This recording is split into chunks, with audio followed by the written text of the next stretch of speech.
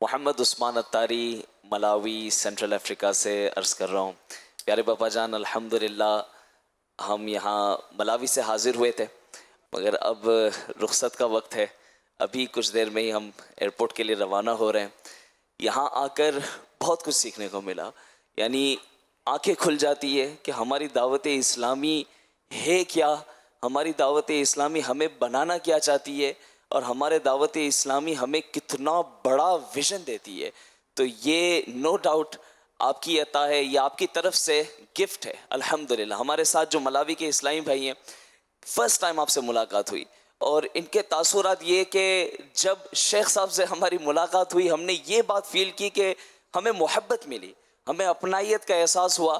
اور کوئی چھوٹا بڑا امیر غریب، یہ رنگ تو وہ رنگ، ہر کسی سے ہر شخص سے اچھے انداز سے ملاقات ہوئی. یہ بڑے متاثر ہوئے اس سے. تو آپ سے رخصت چاہتے ہیں، اور ایک سوال تو نہیں، بس ایک ریکویسٹ ہے کہ آپ کوئی ایسی نصیحت فرمائیں کہ جب دل غمگین ہو یا دل اداس ہو یا دل ستایا ہوا ہو، تو وہ بات اگر ہم یاد کر لیں تو دل خوش ہو جائے اور دل کو اطمینان ہو جائے.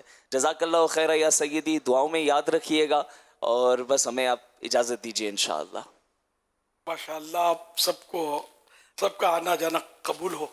ماشاءاللہ اللہ پاک آپ کی اس حاضری کو قبول فرمائے. اب خیر نال آت خیر نال چاہ، خیریت کے ساتھ جائیں پھر خیریت کے ساتھ آئیں. رمضان شریف میں نصیب ہو جائے تو اعتکاف کے لیے بھی یہاں 1 مہینے کا اعتکاف، بڑی رونق، بہت رونق ہوتی ہے. اس میں بھی ضرور وہاں سے کوئی نہ کوئی ترکیب فرمائیں. اور دکھوں نے جو تم کو گھیرا ہے تو درود پڑھو. جو حاضری کی تمنا ہے تو درود پڑھو. درود شریف میں غموں کا علاج، دکھوں کا مداوا مانے بھی علاج.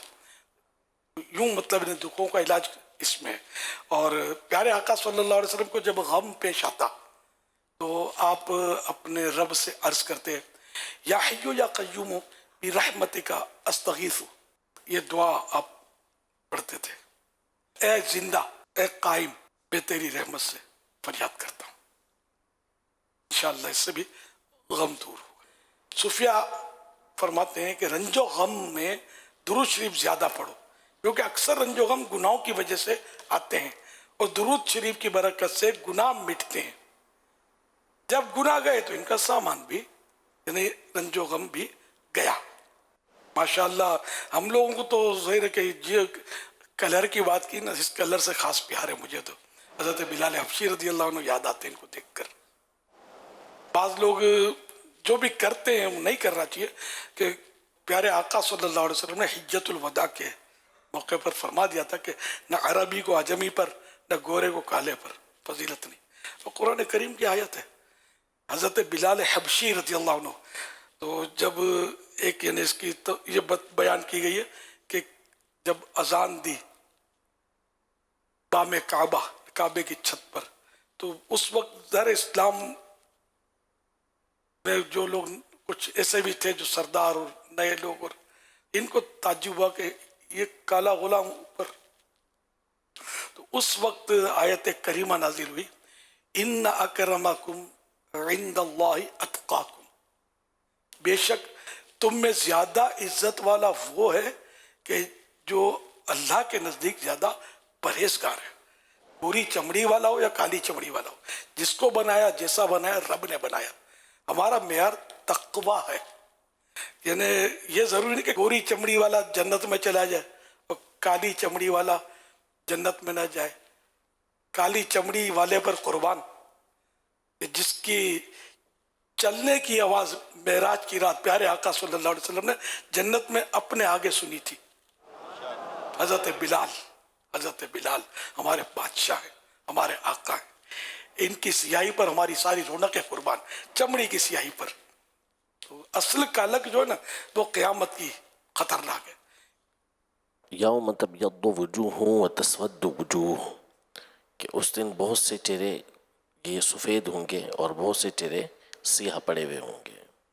تو جو سفید چہرہ قیامت میں ہوگا نا وہ کامیاب ہے، اور جو قیامت میں جو جن پر سیاہی چھائی ہوگی، بلیکنیس، کالے پڑ گئے ہوں گے اپنے کفر کی وجہ سے، اپنی سرکشیوں کی وجہ سے، وہ خراب لوگ، یہ خرابوں کی مثال ہے، اور چمکدار چہرے والوں کی مثال یہ قرآن نے دی.